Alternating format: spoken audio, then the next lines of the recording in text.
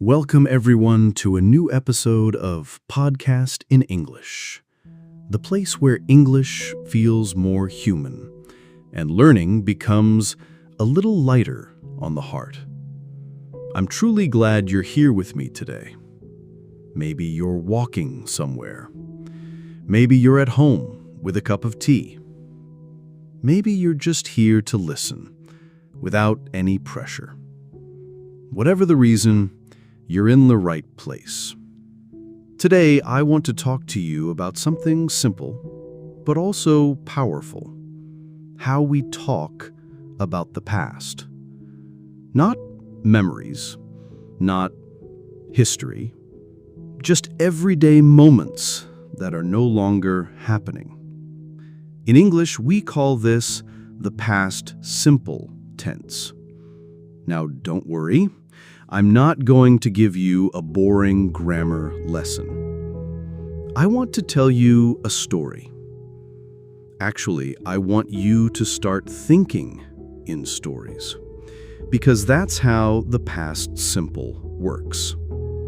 It helps us share moments that already happened, clearly, calmly, and completely. Let me take you back to a morning last week. I woke up around 6:30 a.m., a little later than usual. The weather was cloudy and the sky looked soft and gray through the window. I made coffee, strong, like always, and sat at my desk to begin writing. I didn't check my phone. I didn't open social media. For once, I just sat there and let the quiet fill the room. That moment is gone now, but it lives here, in language. Woke up, made, sat, didn't check, didn't open. These are all examples of the past simple tense. We use it to talk about actions that started and finished in the past. Not things that are still happening, and not things that will happen tomorrow. Just finished actions. Clean and clear. For example, I work, I worked. I enjoy. I enjoyed. I listen. I listened. It's a nice rule. Simple. Easy to follow. But, as you probably know, English likes to be a little tricky. Some verbs don't follow the rule. We call these irregular verbs. So instead of saying, I go, I goed, which sounds kind of funny, we say, I went. Instead of I eat, I eated, we say, I ate. Instead of I take, I taked, we say, I took. These irregular verbs don't follow patterns. You have to learn them the way you learn people's names, one at a time, and by heart. But once you do, they become part of your voice. Now let's talk about questions.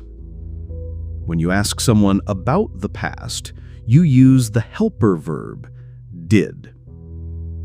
You don't say, you went to the store. You say, did you go to the store? Notice how the main verb goes back to the base form. The past is already inside did, so the other verb stays simple. Another example. Did you watch the movie? Did you like the ending? Did you cook dinner or order something? And when we answer, we go back to the past verb. Yes, I watched it. No, I didn't like the ending. I cooked something simple. The structure is gentle, honest, and clear. It gives us a way to talk about what we did yesterday, last week, last year, and it helps us make sense of time.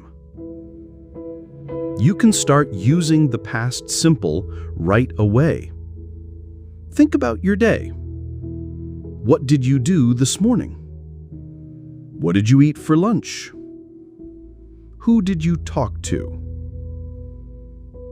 Try to describe those actions in English. Say them out loud if you can. And don't worry about being perfect. Mistakes are just part of the learning process, like stepping stones in a river. They help you move forward. Let me give you a small challenge. After this episode, I want you to write 5 sentences about what you did yesterday. Just 5. Use past verbs. Start simple. I woke up. I cleaned the house. I watched a video. Then build from there. Your story is your own, and English is just a tool to help you share it. Before we end today's episode, I just want to say, I know learning a new language can feel heavy sometimes. It's not just about vocabulary and grammar. It's about identity. It's about being understood. And I want you to know you are not alone in this. You're doing something brave, and you should be proud. So, thank you for letting me be part of your journey. Thank you for trusting me with your time. I'll see you in the next one.